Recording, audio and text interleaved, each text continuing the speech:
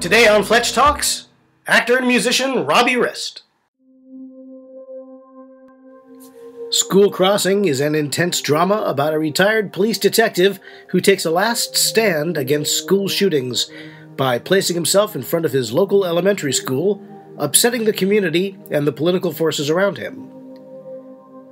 School Crossing not only asks the important questions, it offers real, workable solutions to the recurrent tragedy of school shootings. School Crossing, in paperback and for Kindle at Amazon.com.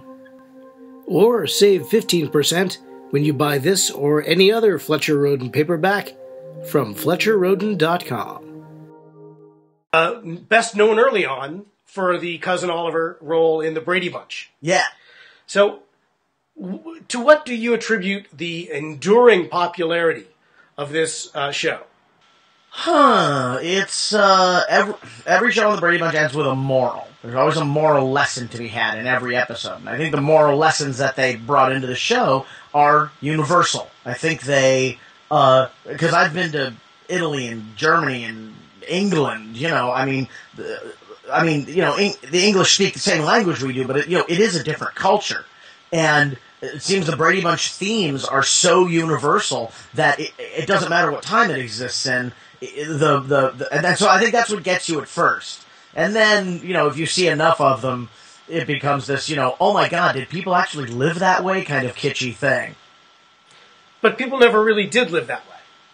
Oh, no, it's complete fantasy, of course. But oddly, Brady Bunch does a lot of, strangely groundbreaking stuff in that show. First show to show a married couple in bed together. One of the first ones about living with divorce, I think.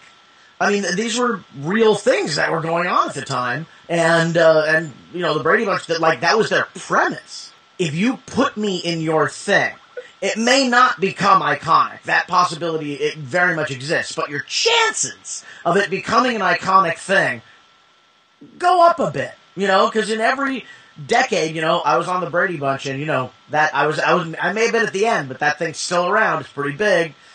Mary Tyler Moore Show, you put me in there, but that one was going to be big anyway.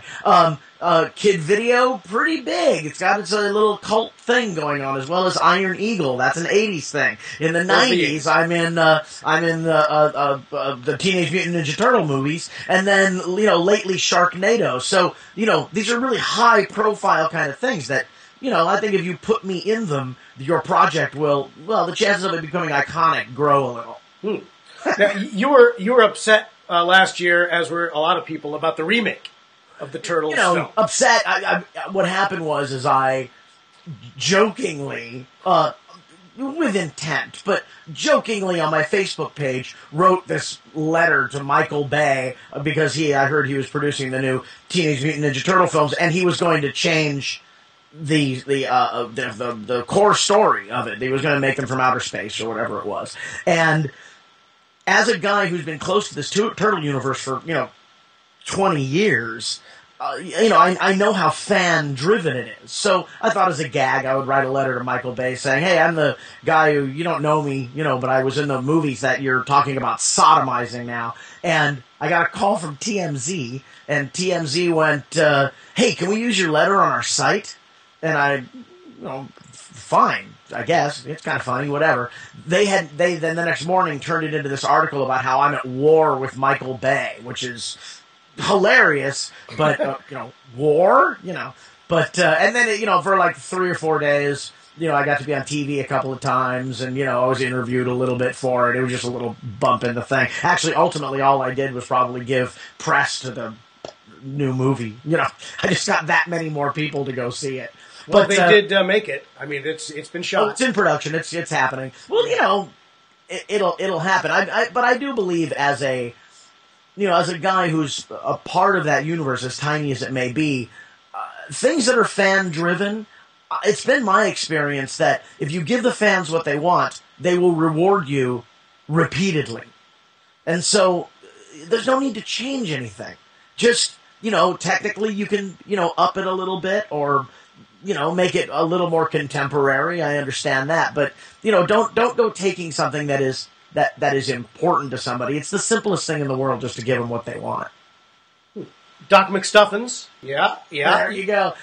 Apparently hottest toys sold at Christmas were all Doc McStuffins toys. It's being part of the solution. It's a show that apparently there's talk that it's going to cause a rise in the amount of kids that go to medical school.